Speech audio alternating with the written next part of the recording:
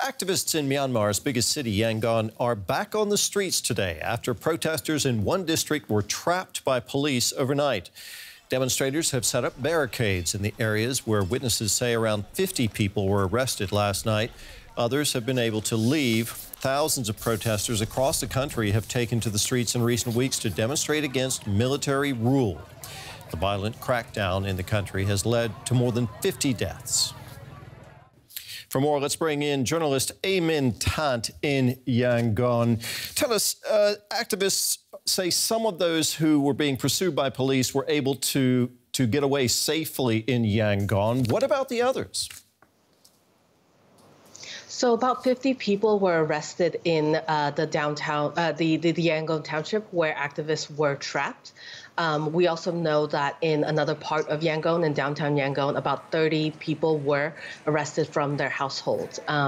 So what we're seeing right now with security forces is that they seem to be targeting rank and file members of the NLD party, the National League for Democracy, which is the party that won the election in November of 2020.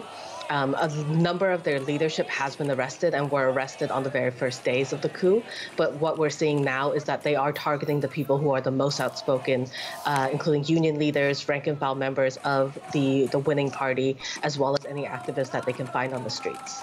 So that's what's happening in Yangon, the biggest city in Myanmar. What about other parts of the country where there have also been protests? What can you tell us about that?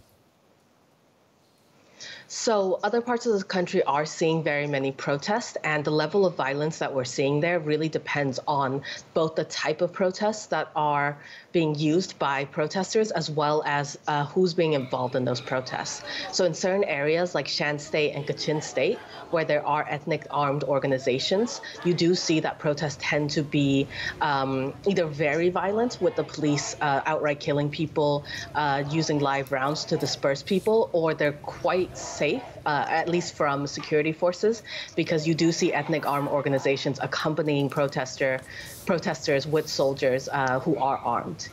And then in other parts of the country, you do see a range of different forces being used by police and military in order to disperse people. And to yesterday, we had at least 2 more people who were killed. How is the protest movement holding up in terms of trying to achieve what its aims? Do the protesters still believe they're going to be able to win concessions from the military?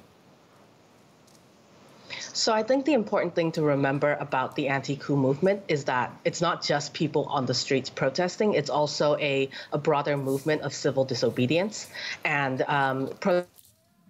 protesters, as well as government workers who have essentially declared themselves unaccountable to the military regime, have been able to get quite a number of successes. For example, they've been able to force many public as well as almost all private banks to close, despite the military putting out orders, threats, as well as enticements to try and get the banks to reopen.